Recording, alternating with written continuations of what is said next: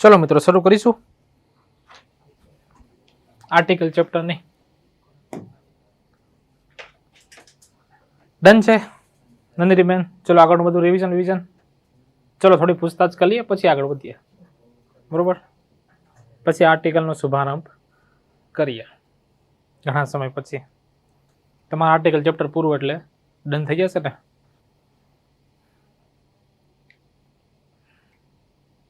કેમ આજે ઓનલાઈન જોવાનો વિચાર હતો માધવિકાબેન, કે તડકો વધુ પડી ગયો તો એવું?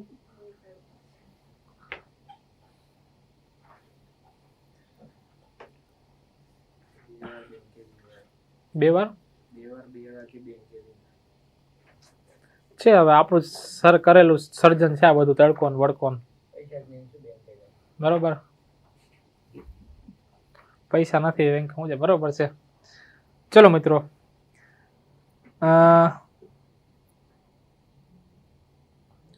ચલો સ્ટાર્ટ કરીએ, પછી રાખશું એના માટે special lecture. Articles clear? Article કયો કે આને ડિટર્મિનર્સ કયો, આ બંને ક્યાંક ને ક્યાંક એક જ છે. ડિટર્મિનર્સ એટલે નક્કી કરનાર. ક્લિયર કે નહીં? શું હોય છે આર્ટિકલમાં?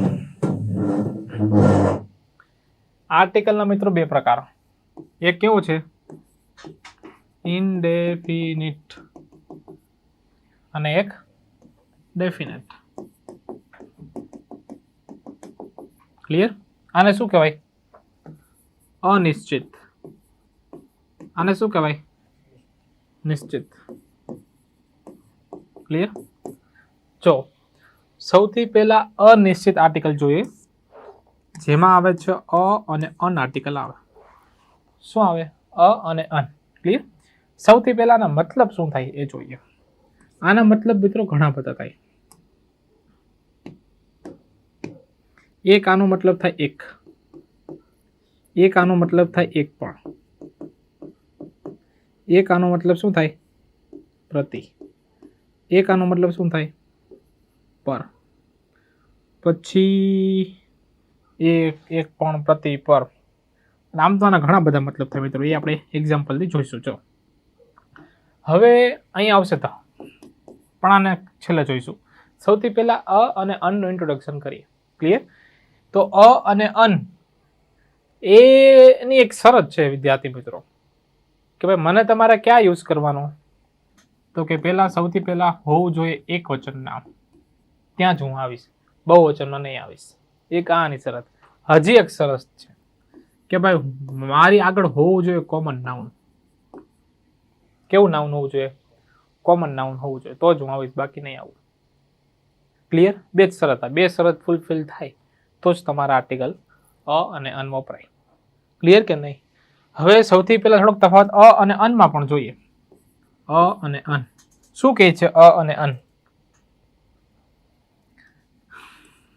તો કે ભાઈ અ છે ને, અ એ વ્યંજન માટે વપરાય અને અન છે ને સ્વર માટે વપરાય. ઘણા ને એ બોલે, એન બોલે, પણ એકચ્યુઅલમાં અ અને અન બોલાય. ક્લિયર કે નહીં? સપોઝ કે ખબર કેમ પડે કે સ્વર છે કે વ્યંજન?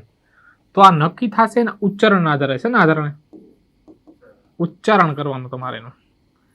ક્લિયર કે નહીં? સપોઝ કે ફોર એક્ઝામ્પલ તરીકે હું એક એક્ઝામ્પલ લઉં.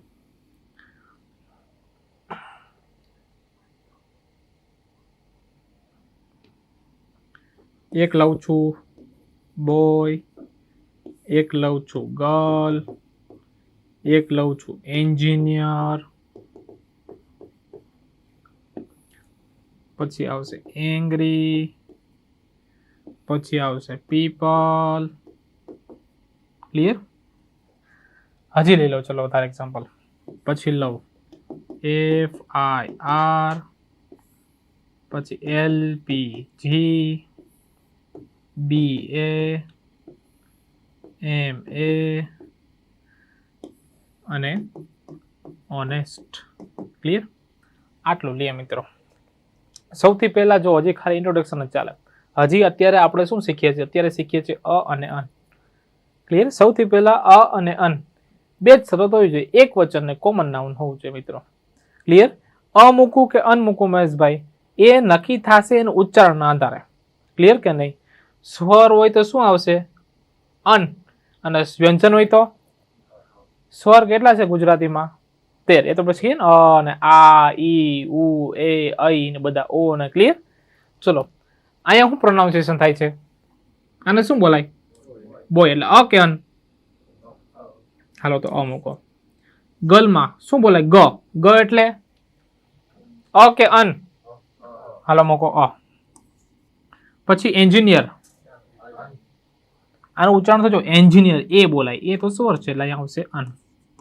પછી એંગ્રી શું આવશે વિદ્યાર્થી મિત્રો? મેહુલભાઈ શું? અન.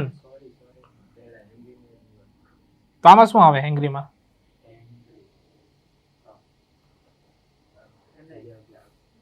હે એન આવશે. તો વિદ્યાર્થી મિત્રો અહીંયા કોઈ આર્ટિકલ નહીં આવે. તમે સહજ ભૂલી ગયા. પાછું હોવું શું જોઈએ? એક વચન હોવું જોઈએ ભાઈ. એક વચન તો છે જ, પ્લસ કોમન નાઉન હોવું જોઈએ. નાઉન એટલે કે નામ હોવું જોઈએ. આ તો વિશેષણ છે, વિશેષણ ને આગળ આર્ટિકલ ના લાગે. સમજાણું કે નહીં હાર્દિકભાઈ? અહીંયા શું લાગશે? અ કે અન?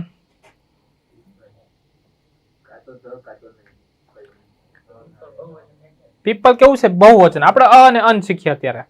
ડન. તો ભાઈ એનો આર્ટિકલ સમજાણું. શરત શું છે? એક વચન હોવું જોઈએ, કોમન નાઉન હોવું જોઈએ. ક્લિયર? ચલો અહીંયા શું લાગશે? અ કે અન? શું? અન. વિશેષણ છે. ઓનેસ્ટ. ઓનેસ્ટ એટલે શું થાય? પ્રામાણિક. પ્રામાણિક એ માણસનો ગુણ છે, વિશેષણ છે, નો આર્ટિકલ. FIR ઉચ્ચારણ શું થાય? એ. એ એટલે આવશે અન. સ્પેલિંગ નો જોવાનો એફ. નાનપણમાં આપણે શીખ્યા એ ઈ આઈ ઓ યુ, તો કે ભાઈ આનાથી જેટલા સ્પેલિંગ શરૂ થાય ને ત્યાં તમારે અન આર્ટિકલ મૂકવાનો. પણ આ નિયમ લાગુ પડતો નથી ક્યાંય. ક્લિયર કે નહીં? ઉચ્ચારણના જ આધારે નક્કી કરવાનું ઓનલાઈન જોતા વિદ્યાર્થી મિત્રો. LPG માં એ, એમાં પણ અન. BA માં બ બોલાય એટલે અ. MA માં અ બોલાય એટલે અન. ક્લિયર? લખી નાખો. ચલો હજી તો ખાલી અ અને અન જોયો. આમાં નાઉન ના પ્રકાર ને ઘણું બધું જોવાનું છે.